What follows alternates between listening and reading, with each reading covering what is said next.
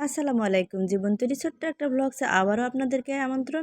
আজকে আমি আপনাদেরকে দেখাতে চলেছি দুর্দান্ত স্বাদের একটা রেসিপি। আশা করি সঙ্গেই থাকবেন। তেতো হলেও অনেকেরই প্রিয় সবজি করলা। ভাজি, ভর্তা, ব্যঞ্জনে করলার কদর অনেক। করলা রুচিবর্ধক সবজি। চিংড়ি সহযোগে কিংবা ভাজি ডালের সঙ্গে কিংবা অন্যান্য যেভাবেই মুচমুচ করে ভাজি করে খাওয়া যায় না কেন, করলার কিন্তু স্বাদে এবং গুণে জুড়ি মেলা ভার। গরম পানিতে করলাগুলোকে এভাবে ফালি করে প্রথমে ভাপ দিয়ে নিতে হবে। খুব বেশি সেদ্ধ করার দরকার নেই। আর করলার গুণের কথা বলতে বলতে আজকে আমি আপনাদেরকে পুরা রান্নাটা দেখিয়ে তুলব। গরমের দিনে তেতো যদি একটু স্বাদের তরকারি হয় তাহলে কিন্তু মন্দ হয় না। গরম ভাতের সাথে যদি একটু তেতো তরকারি তাহলে একদম জমে যায়। তারপরে যদি হয় যে করলা ঔষধি গুণের কথা তাহলে তো বলে শেষ করা যাবে না। নিয়মিত করলা খেলে রোগবালাই দূরে থাকে।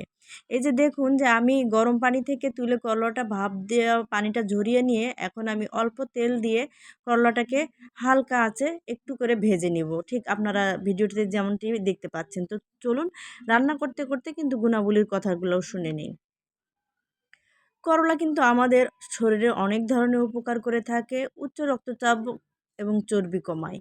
এতে থাকা ভিটামিন সি ও অ্যান্টিঅক্সিডেন্ট ত্বক ও চুল রাখে ভালো। বার্ধক্য ঠেকিয়ে তারুণ্য ধরে রাখতেও কিন্তু করলার জুড়ি মেলা ভার। ওমা দেখুন আপনাদের সঙ্গে কথা বলতে বলতে আমার করলাটা হালকা ভাজা হয়ে গেছে। খুব বেশি ভাজার দরকার নেই। গল্প করতে করতে বেশি ভেজে ফেলেছি। এবার আমি একটা বড় মাপের আলু সেদ্ধ করে ম্যাশ করে রেখেছিলাম। ম্যাশ করতে হবে একটু হালকাভাবে, খুব বেশি মিহি করার দরকার নেই।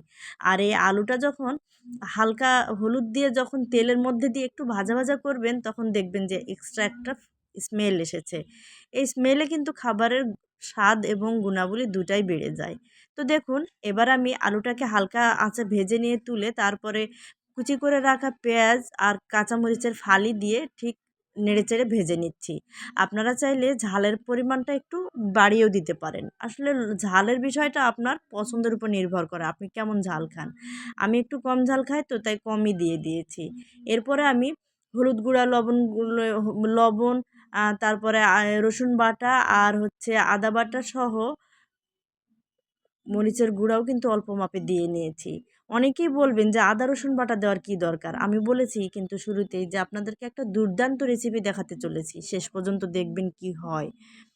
করলার রস শক্তিবর্ধক হিসেবেও কাজ করে, তাই আমাদেরকে নিয়মিত উচিত খাবারের পাতে করলা রাখা। করলার রস স্ট্যামিনা বাড়ায়, পাশাপাশি ভালো ঘুম হতেও কিন্তু সহায়তা করে। আর ঘুম আমাদের একটা মহৌষধ। যাদের ঘুম হয় না তারাই জানে। এই যে দেখুন যে মশলাটা কষানো হয়ে গেলে হালকা পানি দিয়ে তাতে আমি আমার আগে থেকে ভেজে রাখা করলা আর আলু দিলাম। আর সঙ্গে আপনাদের সঙ্গে তো গল্প করেই গেলাম। তারপরেও রয়েছে করলার অনেক পুষ্টিগুণ। করলায় রয়েছে রক্তে চিনি কমানোর উপাদান। ডায়াবেটিস রোগীরা তো করলার বিকল্প হিসেবে কোনো কিছু চিন্তাই করতে পারে না। পানির সঙ্গে মধু ও করলার রস মিশিয়ে খেলে অ্যাজমা, ব্রঙ্কাইটিস, শ্বাসরোগ ও গলার প্রদাহও অনেকাংশে উপকার হয়।